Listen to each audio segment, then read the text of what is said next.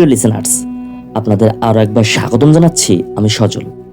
আশা করছি আপনারা সবাই ভালো আছেন এবং ভালোর দলে আছেন। আর সন্ধ্যা 6:59 মানেই ভয়ের রাজ্যে প্রবেশ করার জন্য আরও একটি নতুন এপিসোড। প্রিয় লিসেনার্স, ভূত বিশ্বাস করা বা অলৌকিক কিছু যে থাকতে পারে বা আছে, এই সব বিশ্বাস করা বা না করা সম্পূর্ণ আপনাদের নিজস্ব ব্যাপার। তবে আমরা প্রতিনিয়ত সত্য ভৌতিক ঘটনাগুলি মূলত আপনাদের সামনে উপস্থাপন করার চেষ্টা করি। আর আপনারা যারা দেশ ও দেশের বাইরে থেকে আমাদের এই ঘটনাগুলো শোনেন, আপনাদের সবার কাছে অনুরোধ থাকবে, অবশ্যই আপনারা ঘটনা শোনার সাথে সাথে সেই সব ঘটনাগুলো অনুভব করার চেষ্টা করবেন এবং আমাদের এই ছোট্ট চ্যানেলটি সাবস্ক্রাইব করে রাখবেন। চলুন দেরি না করে শুরু করি আমাদের আজকের এপিসোড। আপনাদের সবাইকে স্বাগতম অলৌকিক জগতে।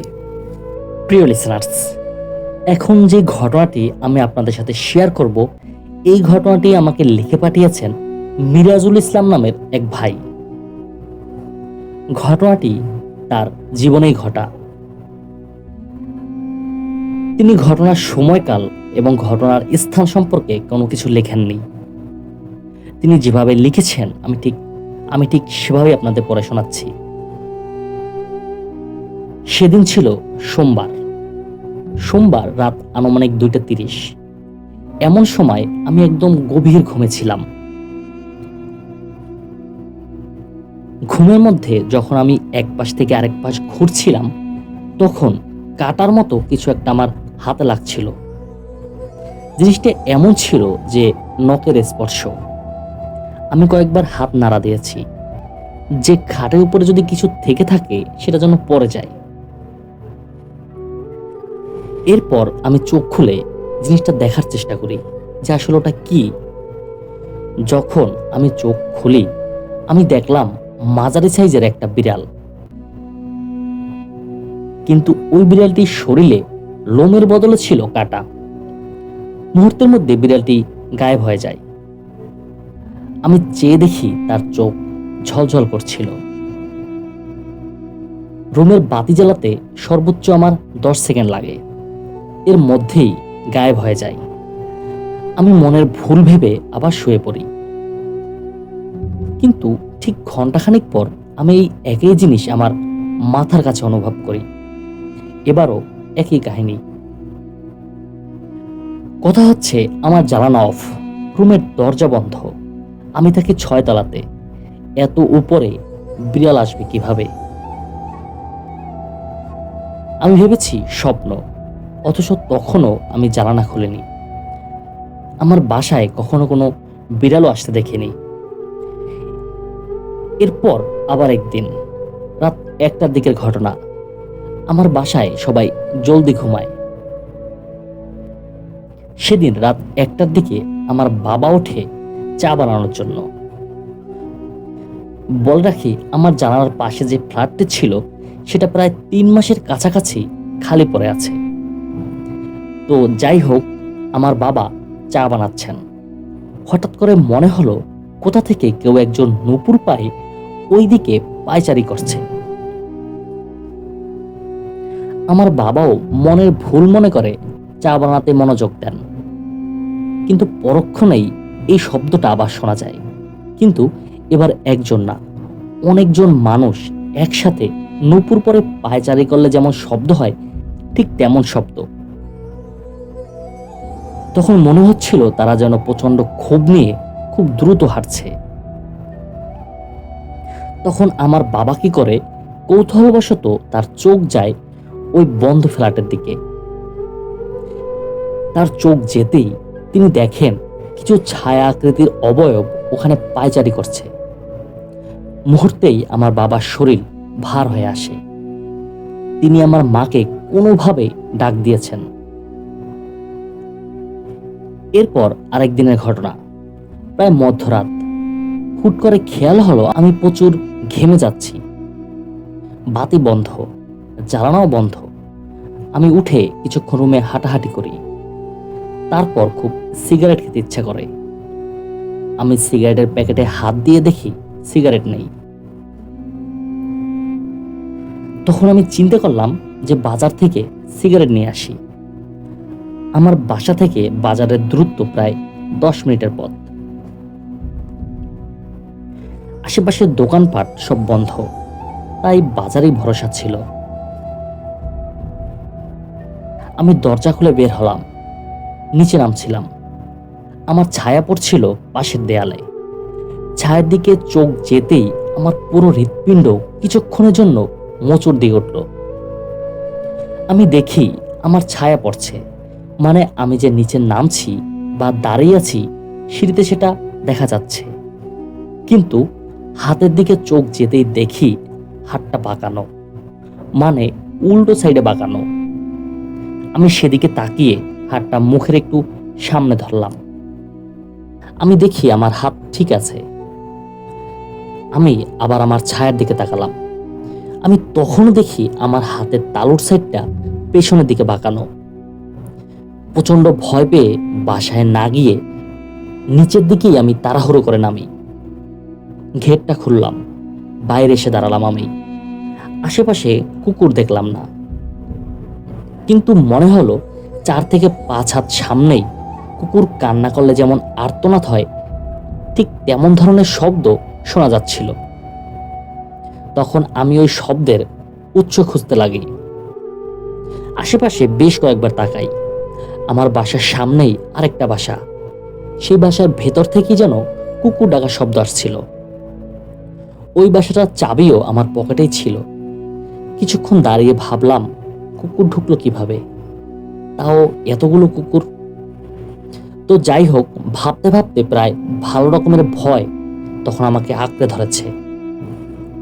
আমি মেইন রোডে এসে দাঁড়াই। ল্যাম্পপোস্টে আলো জ্বলছিল।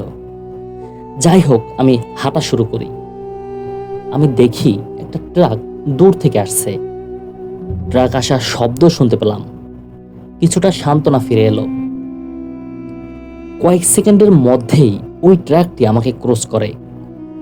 বালুর ট্রাকগুলো যেমন হয়, পিছনে 2জন লোক দাঁড়িয়ে, মাথায় গামছা পেঁচানো, হাতে বালু উঠানোর জন্য কোদাল।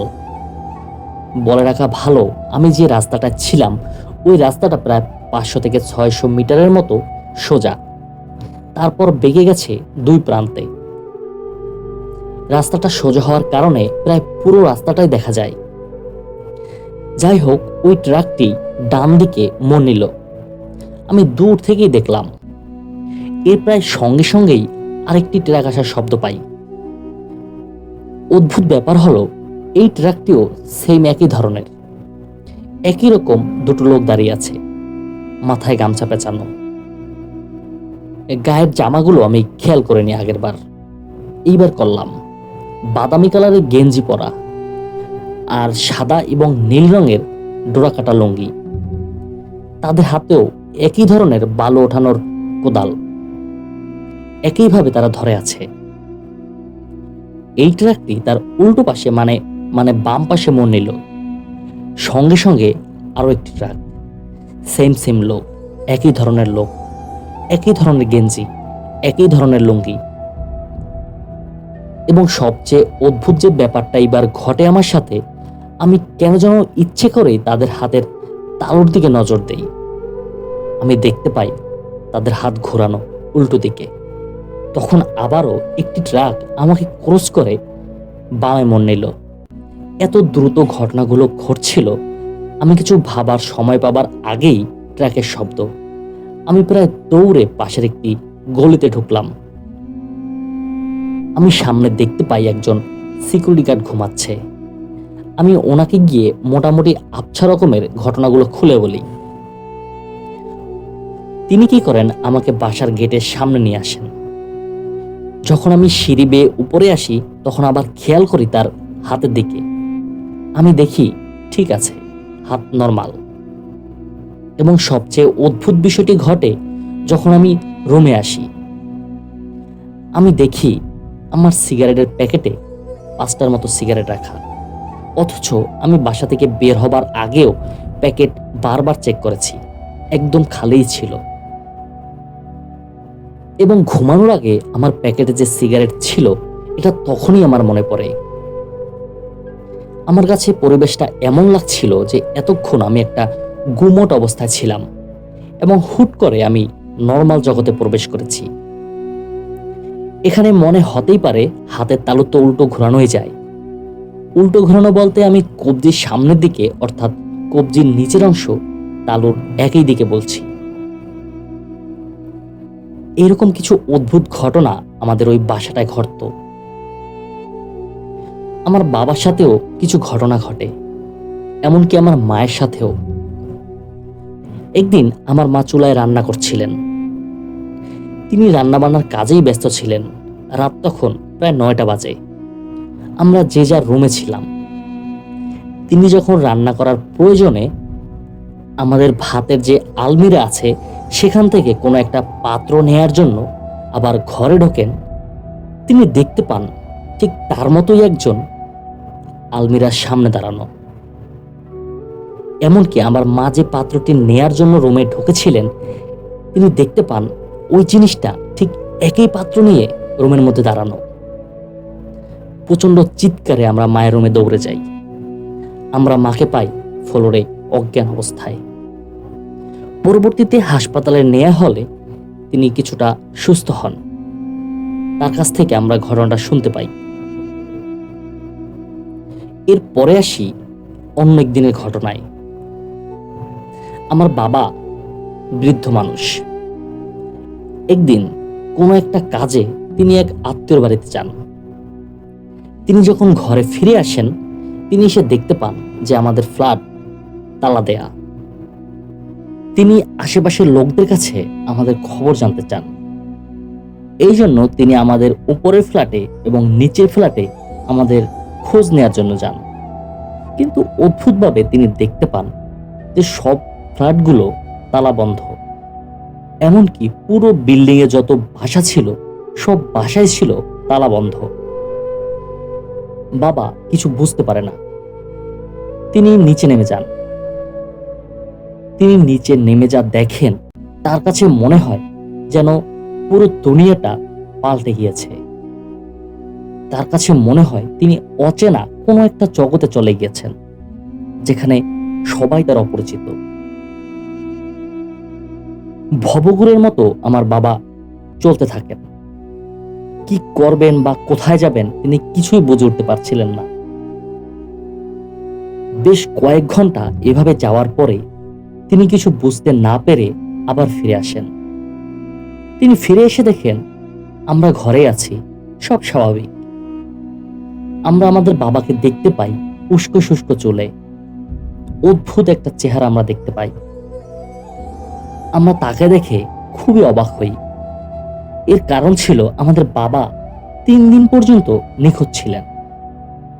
3 দিন পরে তিনি বাসায় ফিরে এসেছেন। আমরা এই 3 দিন বিভিন্ন জায়গায় আমরা তাকে খুঁজেছি, কিন্তু কোথাও কেউ তার সন্ধান দিতে পারেনি। আমরা বাবাকে ফিরে পেয়ে তার কাছে জিজ্ঞেস করে যে কোথায় গিয়েছিলেন, কোথায় ছিলেন এতদিন। তখন বাবা আমাদের এই ঘটনা বলে। আমরা খুবই অবাক হয়ে যাই। বাবা কিছুতেই বুঝতে পারেন না যে কয়েকটা ঘন্টার মধ্যে সে কিভাবে 3টা দিন পার করেছে। প্রিয় লিসেনার্স, এইসব ঘটনা ঘটার পরে আমরা আমাদের এক মামার কাছে যাই। তাকে বিস্তারিত সব বলি। তিনি আমাদের বলেন, যেহেতু বাসাটা নিয়ে সমস্যা, তোমরা বাসাটা ছেড়ে দাও। এরপর আমরা অন্য একটা বাসায় শিফট হয়ে যাই। অন্য বাসায় যাওয়ার পর কিছু কিছু অদ্ভুত ঘটনা তখনও ঘটছিল। সেই ঘটনাগুলো পরবর্তী এপিসোডে আমি আপনাদের লিখে পাঠাবো। প্রিয় লিসেনার্স, কেমন হয় যদি 3 ঘন্টায় আপনি 3টা দিন পার করে দেন? এই জগৎটা খুবই অদ্ভুত। এই জগতে এমন অনেক ঘটনা বা এমন অনেক রহস্য আছে যেটা আমাদের চিন্তা চেতনার বাইরে। আমরা কল্পনাও করতে পারি না যে এমন কিছু ঘটতে পারে বা ঘটতে চলেছে, হয়তোবা আপনার সাথে, নয়তোবা আমার সাথে বা অন্য কারোর সাথে। কিন্তু এমন অদ্ভুত কিছু ঘটনা আমাদের দুনিয়ায় ঘটে যার কোনো আসলে সঠিক ব্যাখ্যা নেই। এই যে এই লোকটি 3টা দিন কাটিয়ে আসলো, তিনি কোথায় ছিলেন? তিনি কি আমাদের দুনিয়ায় ছিলেন, আমাদের এই পৃথিবীতে ছিলেন, নাকি অন্য জগতে, অন্য কোনো দুনিয়ায়, অন্য কোনো অলৌকিক জগতে ছিলেন? এর কোনো ব্যাখ্যা আমরা দিতে পারি না। এই ভাইয়ের পাঠানো পরবর্তী ঘটনা শোনার জন্য আপনাদের যদি আগ্রহ থাকে, আমি খুব দ্রুত ঘটনাটি আপনাদের জন্য প্রচার করব। পরবর্তী ঘটনাটা আরো ভয়ঙ্কর হবে।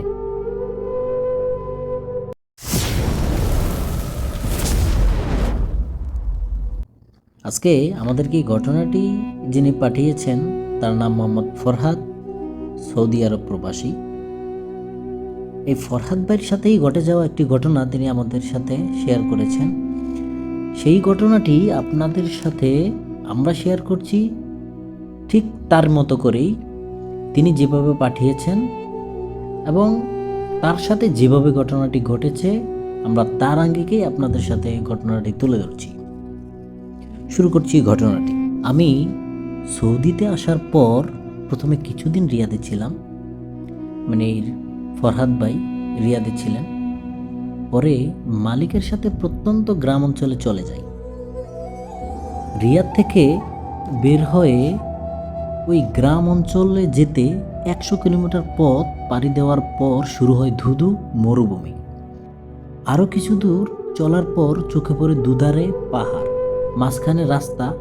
এলাকাটিতে যাওয়ার পর প্রথম কিছুদিন ভালোই যাচ্ছিল, পরে মুখোমুখি হই আসল ঘটনার। আমি যে বাড়িটাতে থাকতাম সেটি বিশাল এলাকা জুড়ে বিস্তৃত, চারপাশটা দেয়াল দিয়ে আবদ্ধ করে রাখা। পেছনে মালিকের বাবার খেজুর বাগান, বাড়ি থেকে 5 মিনিট দূরে পাহাড়। ওই বাড়িতে একজন দারোয়ান ছিলেন, সুদানের নাগরিক, নাম আলী, আর ইন্ডিয়ান 2জন ড্রাইভার থাকতেন। সবার থাকার ঘরই আলাদা ছিল। বাড়িটির দারোয়ানের সাথে আমার খুবই ভালো সম্পর্ক ছিল। ওখানে যাওয়ার কয়েক মাস পরের ঘটনা, একদিন আমার মালিক রিয়াদ থেকে শীতে বাড়িতে আসেন পার্টি দেওয়ার জন্যে। সৌদিরা শীতে বারবিকিউ করে, লাকড়ি জেলে আগুন পোহায়। 2021 সালের ঘটনা। তখন সম্ভবত দুপুর 12টা বাজে। আলী এসে আমাকে বলল খেজুর বাগানের পাশে রাখা লাকড়ি নিয়ে আসতে এবং কিছু লাকড়ি আলাদা করে রাখতে। যদিও আমার কাজ ছিল ভিন্ন, আমি মূলত মালিকের ব্যবসা দেখাশোনা করতাম, তবে পার্টি থাকলে আয়োজনে সবাই মিলেই কাজ করি। যাই হোক, আমি খেজুর বাগানে গিয়ে প্রথমে বাগানটা ঘুরে দেখি। তারপর হঠাৎ করে দেখি কিছু একটা গাছ থেকে হুট করে পড়ে লাকড়ির নিচে ঢুকে পড়ল। আমি একটু কাছে গিয়ে দেখি একটা সাদা রঙের সাপ। এমন সাপ আমি জীবনেও দেখিনি। ভাবলাম পাশে পাহাড়, হয়তো ভিন্ন প্রজাতির সাপ। সাপটা কিছুটা ফুসফুস করতে করতে আমার দিকে এগোতে চায়। আমি একটা লাঠি নেই হাতে। কিছু না ভেবেই লাঠি দিয়ে সাপের মাথায় আঘাত করি। কিছুক্ষণ পর সাপটা অদ্ভুত ধরনের শব্দ করতে করতে মারা যায়। আমি বিষয়টি নিয়ে আর গুরুত্ব দিইনি, সাপই তো, একটা সাপ মেরেছি, তাতে তো আর কোনো সমস্যা হওয়ার কথা না। তাই সেটাকে নিয়ে আমি আর কোনো সাড়া দিইনি, আমি এটাকে নিয়ে আর কোনো ওরকম গুরুত্ব দিইনি। ওই দিন রাতে একটু তাড়াতাড়ি ঘুমিয়ে পড়ি। হঠাৎ আমি একটা মন্ত্রমুগ্ধের মতো স্বপ্ন দেখি। ঘুমের মধ্যে স্বপ্ন দেখেছি আমার কফিল, মানে আমার নিয়োগকর্তা, যিনি রিয়াদে আমার মালিক, তিনি রিয়াদ থেকে আসছে। বাড়ির কাছাকাছি আসার পর ওনার গাড়ি বন্ধ হয়ে যায়। উনি কিছু ব্যাগ নিয়ে আসছে। দারোয়ান আলীকে ফোন দিয়ে বলছে আমাকে নিয়ে বাড়ির কাছে যাওয়ার জন্য।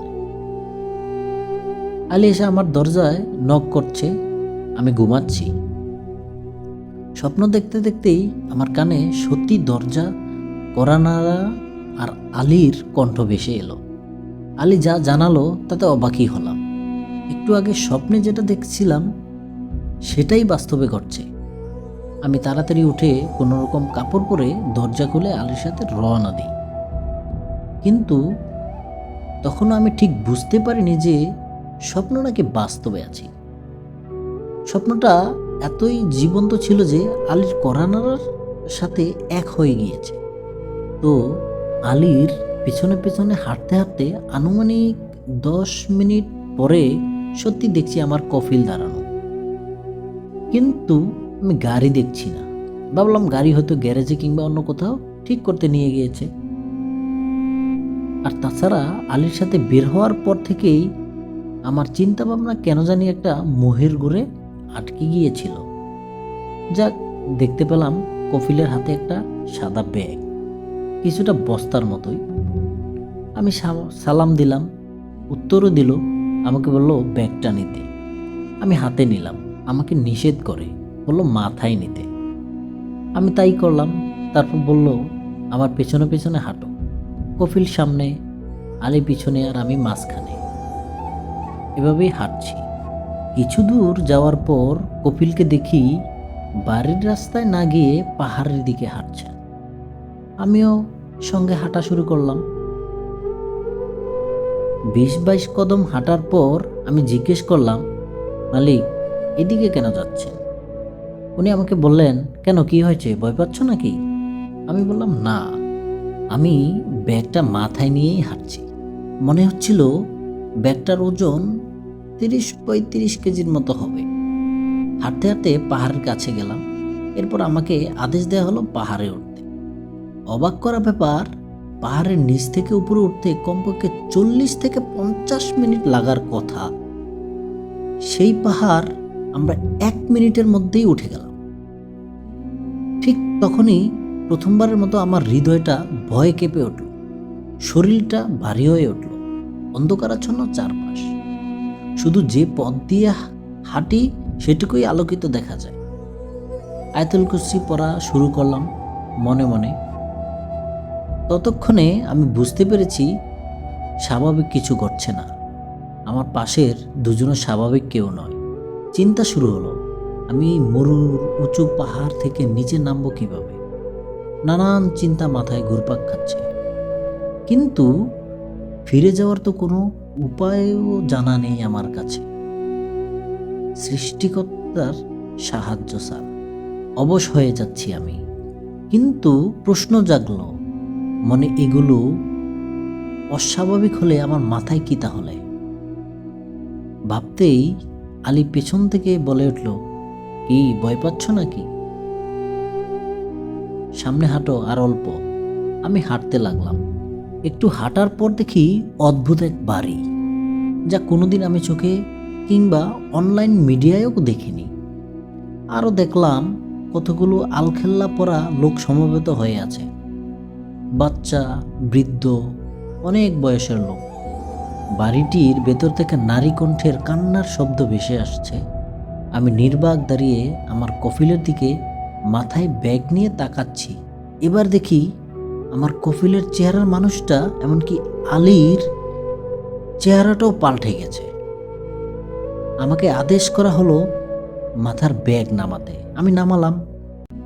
একটু সামনে দেখি একটা ছোট খাটিয়া নিয়ে আসা হচ্ছে। অবাক করা ব্যাপার হচ্ছে, এত অপরিচিত মুখ দেখেছি, কিন্তু এদের কারো চেহারাই ভয়ঙ্কর ছিল না। হয়তো তারা আসলে চায়নি আমাকে ভয় দেখাতে। আমি সবাইকে সালাম দিলাম। একজন বয়স্ক লোক আসলেন। হঠাৎ সবাই দেখি চুপ হয়ে গেলেন। ওনার নাম ছিল আব্দুল্লাহ সারি। উনি এসে আমাকে সালাম দিয়ে বললেন, হে ইনসান, আদমের সন্তান, তোমার সামনে রাখা ব্যাগটা খুলে দেখো। এবার বুঝতে পারলাম তারা আর কেউ নয়, সবাই জিন। ব্যাগটা আমি বিসমিল্লাহ বলে খুলে দেখি ফুটফুটে চেহারার 4-5 বছর বয়সী একটি ছেলের লাশ। মাথা থেকে রক্ত জড়তে জড়তে শুকিয়ে গিয়েছে, গলায় লাঠির আঘাতের চিহ্ন। জানতে চা হলো আমি ওকে চিনতে পারছি কিনা। আমি বললাম, না, আমি এই প্রথম দেখলাম ওকে। আমাকে জানানো হলো দুপুরে আমি যে সাপ মেরেছিলাম সেটা সেই শিশু। দুপুরবেলায় যে খেজুর বাগানে খেলা করছিল, আমাকে দেখতে পেয়ে দ্রুতই সাপের রূপ নিয়ে পালাতে চেয়েছিল, কিন্তু আমি দেখে ফেলায় আমাকে কামড় দেওয়ার ভঙ্গিতে ভয় দেখাচ্ছিল।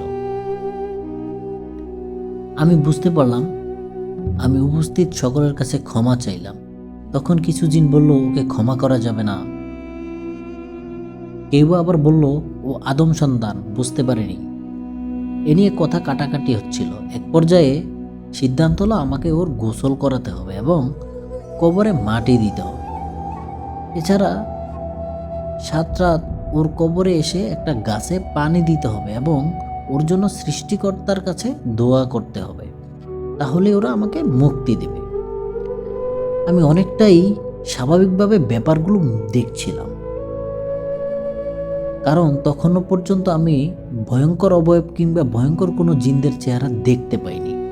কথা কাটাকাটির এক পর্যায়ে বয়স্ক ওই জিনটি বলল বাচ্চাটিকে, ওর নাম ছিল নাসাব বিন মিসাইল, গোসল করাতে হবে। কয়েকটি রেশমের পর্দা দিয়ে ঢাকা অন্ধকার একটি জায়গার দিকে ইঙ্গিত করা হলো। অদ্ভুত ব্যাপার, আমি মিসাইলকে নিয়ে ভেতরে ঢোকা মাত্রই আলোকিত হয়ে গেল জায়গাটি, কিন্তু সেই আলোর উৎস কি তা আমি বুঝতে পারিনি। আমি একটা চৌকির কথা ভাবছিলাম শিশুটিকে রাখার জন্যে। ভাবা মাত্রই অদৃশ্যভাবে সেটি হাজির হয়ে গেল। আমি পানির কথা ভাবলাম, পানিও পেলাম একইভাবে, কিন্তু সাধারণ কোনো পানি ছিল না, সেটি ছিল প্রচুর সুগন্ধিযুক্ত নীল স্বচ্ছ পানি। অল্প অল্প করে মিসাইলের নিথর দেহটাতে আমি পানি ঢালতে লাগলাম। ওর সুন্দর চেহারাটা দেখে আমার চোখ গড়িয়ে সেখানেই পানি পড়তে লাগলো। রক্তগুলো যখন পানির সাথে ধুয়ে পড়ছিল, ওর চেহারা যেন হাস্যোজ্জ্বল হয়ে উঠছিল। আর ওর চোখ থেকে গোসলের পানি ছাড়াও চোখের পানি যেন ঝরছিলই। বাইরে তখনও ওর মায়ের কান্নার আওয়াজ এবং বাকি জিনদের ফয়সালা মেনে না নেওয়ার মতো আওয়াজ কানে ভেসে আসতে লাগলো। এদিকে মিসাইলের গলায় আঘাতের চিহ্ন আর মাথার আঘাতের চিহ্ন যেন আমার হৃদয়টা ছিন্ন ভিন্ন করে দিচ্ছিল প্রতিটি মুহূর্তে। গোসল শেষে যখন ওর জন্য কাপড়ের কথা ভাবলাম, অদৃশ্যভাবেই আমার সামনে কাপড় এসে হাজির হলো। আমি কাপড় ওর গায়ে জড়ানোর সময় হঠাৎ মিসাইলের আওয়াজ শুনতে পাই। আমার নাম ধরে বলছে, আমি তোমাকে অনেক পছন্দ করতাম, তুমি আমাকেই নিজের হাতে হত্যা করেছ। তুমি যখন মসজিদে যেতে তখন তোমার পাশে আমিও নামাজ পড়তাম, তোমার মনে আছে কি? তুমি কিছু বাচ্চার সাথে জুমার পর কথা বলতে, হাত মিলাতে, আমিও ছিলাম সেই বাচ্চাদের মধ্যে, তুমি চিন্তা। সত্যি আমার এই অভ্যাস ছিল, আরাবিয়ান বাচ্চাদের খুবই পছন্দ করতাম, ওদের সাথে নামাজের পর খুনসুটিও করতাম। সে আরো বলল, তুমি যখন তাহাজ্জুদ পড়তে উঠতে, ফজরের নামাজে যেতে, তখন কালো একটি বিড়াল দেখতে, তুমি মাংসের হাড় দিতে, খেতে। আমি ছিলাম সেই বিড়ালরূপী মিসাইল। তুমি যাতে ভয় না পাও তাই কখনো অন্য কোনো অবয়বে তোমার সামনে যাইনি। তুমি কতগুলো দিন নিজের হাতে খাবার দিয়ে যেতে, আমি সারাক্ষণই তোমার আশেপাশে থাকতাম। সেই দিন খেজুরের বাগানে ছিলাম, ভুলবশত বিড়ালের রূপ ধরতে ভুলে গিয়েছিলাম। হয়তো তুমি সেই দিন মারতে না আমাকে। কথাগুলো শুনছিলাম আর চোখ দিয়ে অশ্রু গড়িয়ে পড়ছিল। ও আরও বলল, তুমি ভয় পেও না, আমার বাবা মা আমার মৃত্যুর আগে থেকেই তোমাকে চেনেন। তুমি মসজিদে আদর করতে, খাবার দিতে রোজ আমাকে, এগুলো আমার বাবা মা ভাইয়েরা সবই জানে। এরপর চোখ মুছতে মুছতেই দেখি ও কাপড়ে জড়িয়ে আছে। পর্দাগুলো আপনা আপনি চলে গেল। আরো কয়েকজন এলো, ওকে খাটিয়ায় তোলা হলো। ছোট কি সুন্দর খাটিয়া। ভিন্ন এক ধরনের জানাজা হলো। ওর কবরের কাছে নিয়ে যাওয়া হলো। কবর দিচ্ছে সবাই মিলে। দেখলাম কোনো বাঁশ কিংবা চাটাই নেই, শুধু খনন করা মাটির গর্ত, কিছু সুরবিযুক্ত বড় বড় পাতা দিয়ে উপরে মাটি ছিটিয়েছে। যখন ওর মুখটা খুলে দিচ্ছিলাম, ওর চোখগুলো যেন কি এক মায়ার দৃষ্টি দিয়ে আমার দিকে তাকিয়েছিল। আমি লক্ষ্য করছিলাম তখনও যেন ওর অশ্রুসিক্ত চোখ দুটো আমার দিকেই তাকিয়ে আছে। কবর দেওয়া শেষে কি এক প্রজাতির গাছ এনে ওর কবরে লাগাতে বলা হলো আমাকে। গাছ লাগাচ্ছিলাম আমি, আরেকটা খুঁটি চাচ্ছিলাম মনে মনে। মুহূর্তেই দেখি আমার ব্যবহৃত সেই লাঠিটাই যেটা দিয়ে আমি সাপ মেরেছিলাম। গাছের সাথে খুঁটিটি বেঁধে দিলাম। ভয়ের চেয়ে বেশি দুঃখ আর অনুশোচনায় আমি ভেঙে পড়ছিলাম তখন। সব শেষ করা হলো। বয়স্ক জিনটি হুকুম দিলেন সবাইকে চলে যেতে। সবাই চলে গেলেও 2-4 জন যেতে চাইল না। ওরা প্রতিশোধ নিতে চেয়েছিল আমার উপর। তারপর জিনটি ওদেরকে ধমক দিলেন এবং বোঝালেন এই আদম সন্তানের দোষ নেই, মিসাইলেরই দোষ ছিল। মানুষের সামনে যাওয়াটা জিনদেরই অন্যায়। এক পর্যায়ে ওরাও চলে গেল। আমাকে একটা চেয়ার দেয়া হলো, সামনে অনেকগুলো খাবার দেয়া হলো। আমি হালকা কিছু খেলাম। মিসাইলের মা আসলো। পর্দায় ডাকা একজন মহিলা ইশারায় সালাম দিয়ে বলল, আমি হাফসা, মিসাইলের মা। তুমি আমার সন্তানকে হত্যা করেছো। আমাকে কঠিন বিচারের সম্মুখীন করতে পারতাম, কিন্তু আমরা করিনি। বিচারক আমরা নই, আমরাও বিচারের ঊর্ধ্বে নেই। আমাদেরও শেষ বিচার হবে। আমি যত দেখছিলাম আর শুনছিলাম ততই মুগ্ধ হচ্ছিলাম। এরপর হাফসাও চলে গেলেন। বয়স্ক জিনটি হুকুম দিলেন সুফিয়ান নামে একজনকে আমাকে সসম্মানে একটি উটের পিঠে করে বাড়ির সামনে নিয়ে নামিয়ে দিতে বলা হলো। সুঠামদেহী আলখেল্লা আর সৈন্য সাজে সুফিয়ান আমাকে উটের পিঠে বসিয়ে মুহূর্তের মধ্যেই পাহাড় থেকে নিচে নামলো। আমি ওনার সামনে এমনভাবে বসলাম একজন মানুষের কোলে ছোট বাচ্চারা যেমনটা থাকে। সুফিয়ান আমাকে বাড়ির সামনে নামিয়ে সালাম বিনিময় করে মুসাফা করে বিদায় নিল। আমি বাড়ির গেটে এসে আশপাশে কাউকেই দেখি না। মসজিদ থেকে তখন ফজরের আজান ভেসে আসে। চারপাশে সবই স্বাভাবিক। আমি ঘরে না গিয়ে সোজা ফজর আদায় করতে মসজিদে চলে যাই। অজি করে সুন্নত আদায় করি। মসজিদে আরও 15 থেকে 20 জন আরাবিয়ান, 2-4 জন বাঙালি এবং পাকিস্তানি ছিল। সবাই মসজিদে বলাবলি করতে লাগলো, কি সুন্দর অদ্ভুত আতরের ঘ্রাণ। আর এই ঘ্রাণটি পাচ্ছে আমার পাঞ্জাবি থেকে। কয়েকজন জানতে চাইলো এটা কি আতর নাকি বডি স্প্রে, নাম কি। আমি সবাইকে বললাম এটা আমি রিয়াদ থেকে আনছি, নামটা খেয়াল নেই। কিন্তু ইমাম সাহেবকে দেখলাম উনি মুস্কি মুস্কি হাসতেছেন। আমাকে বললেন আপনি জোহর পর আমার সাথে দেখা করবেন। আমি জোহরের পর ওনার রুমে যাই। ইমাম আমাকে বললেন এটা স্বাভাবিক কোনো আতরের ঘ্রাণ ছিল না। ইমাম জানান উনি যখন একা মসজিদে তাহাজ্জুদ পড়েন তখন এই ঘ্রাণগুলো পান। যাই হোক, পরবর্তী 7 দিন আর আমাকে ওই পাহাড়ে যেতেও হয়নি, কিন্তু মিসাইল প্রায়ই আমার স্বপ্নে আসতেন। প্রিয় লিসেনার্স, আশা করি এই গল্পটিও আপনাদের ভালো লেগেছে। আপনারা আমাদেরকে কমেন্টে জানাবেন আপনাদের এই গল্পটি কেমন লেগেছে। আর আমাদের পরবর্তী গল্প শোনার জন্যে চ্যানেলটি সাবস্ক্রাইব করে আমাদের পাশেই থাকবেন।